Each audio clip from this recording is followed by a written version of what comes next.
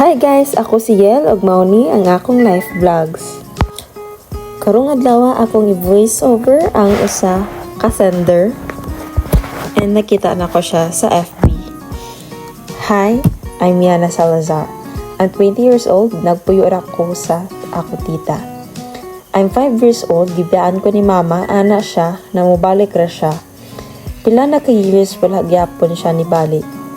Ana si tita na napatay na si mama pero dili ko mutuon niya. I know nabuhi pa siya. By the way, let's start my story. Sa iyo sa buntag ni yaw-yaw na sad si tita. Yana, pagmata na uroy diha, murag ka mag-senyorita. Ana niya sa galagot. Sige tita, ana na ko sa iya. Kapuya ani oy.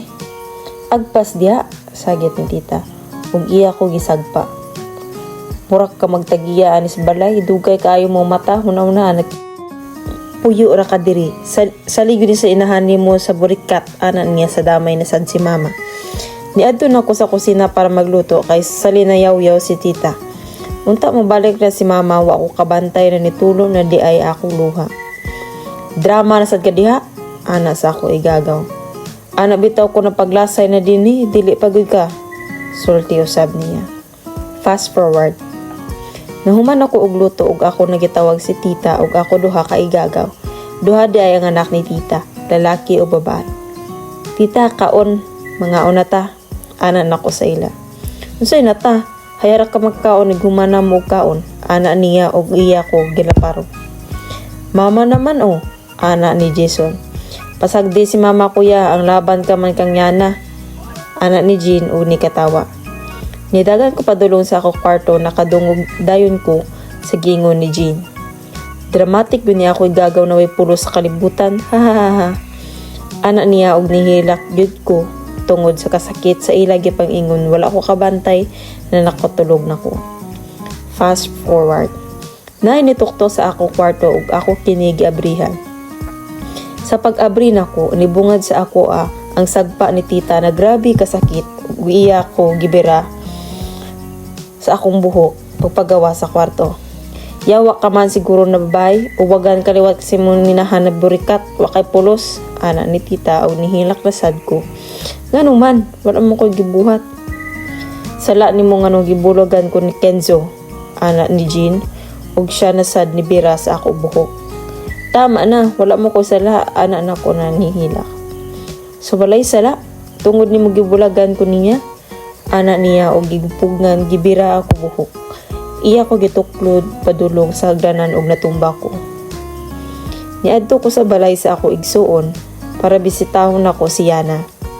Pagabot nako sa ila balay, nakita nako si Yana niligid sa hagdanan ug ako dayon siya gidaganan.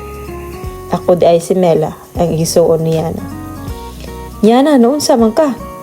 Ana nako sa iya og nihilak kini. Pasag di na siya. Ana sa ako igsuon na si Julian.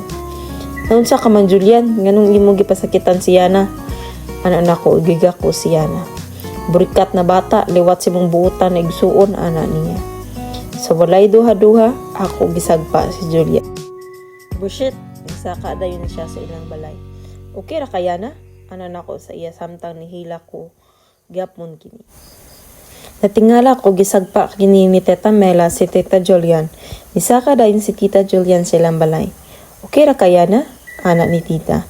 Okay raman ko ta. Salamat kini abot ka. Dugay ti ka gihulat ta. Nakwaon ko din hini ni Tita Julian. Dili ko ganahan diri sa lilak ko nila pasakitan, Tita. Ayaw ka bala ka. Sa ako na ka magpuyo. Pasag dinay mo, Tita Julian. Ingana na gina siya. Ana ni Tita sa ako. Nisaka ko sa balay kay lagi kang Teta Mela na kumupuyo. Sa pagsaka na ko, ulit kaayog tinanawan si Jean na ko. Daray mo gamit niya na paglayas na dinhi. Uwagan kita ko, liwat kasi mo inahan. Ana ni tita, ug iya gilabay sa ako ang gamit. Kanang baba ni mo Julian, wala tagi padako sa atong mga amahan ug ginahan na magingana. Ana ni tita, ug iya ko gitabangan sa pagkuha sa ako gamit. Nanami sa terminal ni tita ni hulat mi sa bus padulong Davao. Samantalang naghulat mi sa bus, nangutan ako kang tita kung na ba siya ibana. Ana siya, wala pa daw ugihimo na lang niya iyang balay na boarding house para daw na siya'y kauban. Samtang nag-check kami ni tita na ay niabot na bus ug nisakay mi. Nagabot na mi sa balay ni tita, mingaw kini og nangutana ko ni tita asa ang nag-abang dinhi. Ta, asa ang nag-abang dinhi? Mingaw lagi, ana nako kang tita. Nanglakaw siguro to sila, ana niya ana. Ano usab ni tita og ni ato ako niya. Samanta, ano nako. Dinhi imo kwarto ana ni tita. Okay ra imo kwarto yang? Ana niya usab. Okay ra man ta, magpahuway sa kuta. Ana nako og nilakaw na si tita. Another character. Hi, ako day si Zyron Alcatel, 23 years old. Nakahuna-huna ko nga mag-adto mi sa basketball court. Kay wala man sad si Teta Mela kay niadto siya sa Cagayan kay nadaw siya bisitahon. Huy, mga amaw, adto sa basketball court, walay lingaw, ana nako. Kapoy, ana si Franz. Sige ba, wala man sad si Tita Mela, ana sad ni Ace. Bisan unsaon tapulan gid si Francisco Alvilvar, ana nako. Kabalo man sad ko mo unsa ta didto, mingita ra mog chicks, ana niya. Mura sa dili na mo og chicks, sulti ni Tristan. Franz point of view. Ako di ay si Francisco Alvivar, 23 years old, gwapo kapilingon ra gyud nako. Ha. Mura sag dili ni na mo og chicks, sulti ni Tristan. Sa mga lamok sa amaw ay atay sung mauto ni sugot na lang ko. Ace. Hi, ako di ay si Ace Ventura, 22 years old. Ako di ang pinakahilumon sa balo na mong barkada. Di manggod ko ganahan magpatig istorya so maura na. Tristan. Hi, ako di si Tristan Thompson, 21 years old. Ako di ang pinakabata sa among magbarkada, maura na. Nico. Ako di si Nico Agustin, 22 years old, gwapo ug ako sad. Ang pinakabuutan, pilingon gyud. So mauto ana si Zyron na mo ato mi sa basketball court kay wala lingaw kay wala si tita kay nagilakaw. Ako di si Nathaniel Harton, 23 years old, gwapo, cold, maura na. So walay dugay-dugay, ako di si Zach Hawthorne, 22 years old, igsoon di King Nathan. Mas gwapo pa ko niya, so pilingon ra kay ko. Zyron. So mauto nag-adto mi sa basketball court kay way lingaw lagi. Sabi na ko dili ko kauban ng Korimo sa na France. Nanguli na day mi basina na dito si tita kay ana siya. Dali ra daw siya pag-abot na mo.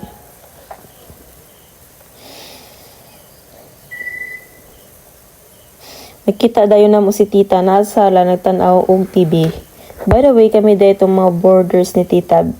Basin matingaray mo, puro mi lalaki, nasa ni kauban na bae.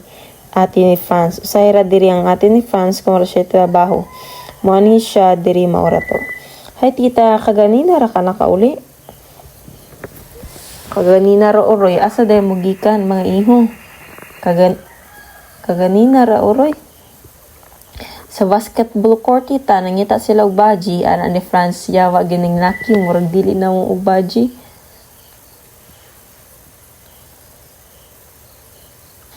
Sa basketball, stop up na mo kang Franz. Tita, tingala mi na ni tawag kang tita. Bae kini og tingog dili sa tingog ni Ate Grace. Una, sabaan ka ba nila yana? Ana ni tita nakatawa. Tita, kinsa sila ana usab sa bae. Uni duol kang tita. Sila dito mga borders, ana ni tita. Yes, kami nga. And you? Who you? Ana atong bae. Siya day siya na ako pagumangkon ana ni tita. What? Pagumangkon? Halay, kaganina ra ako utok naglibak niya. Laking dako upang likbak bad. Kaya na ako day si Francisco Alvivar. Ana ni Franz nga. Way angay. Hi, Ana. Ako day si Francisco Avilar. Ana ang laki na pagila-ila sa ako. Hi, maura na akong tubag. Si Ace Ventura, o si Tristan, si Nico Agustin, si Zach Hawthorne. Pailailan nila sa ako. Manong wala, nagpailaila ang duha. Si Nathaniel Hawthorne, ako igsuon, o si Zyron Alcatel. Pailailan ni Zach sa ako. Hi sa inyo, ako day si Ana Zalazar, anan ako. Kay pila imo edad, pila na imo edad, ana ni Franz. Ngano imo paliton, mahal ba yan ni? Buang-buang bid ka Franz. Ana ni Tristan na ni katawa. Iya siguro paliton ang edad niya na, ana usab ni Nico check. Ana niya na ulit. I'm 20, ana na ko, kanulaw ko. Ha? Ana siya. Say na adong. Siya, say naa sa ko edad. Put na ko yung, sus ka barato rin si mong edad, 20, sus kaya rin ako palit to, no? Ana niya, mura kag what the fuck, Francis Alvilar. Why angay ana atong lalaki na wala pang napaila-ila. I think mauna si Zyron. So, maura to guys. Balik mo for the chapter 3. Thank you so much for watching, and please like and subscribe to my YouTube channel, Yell Life Vlogs. Bye-bye!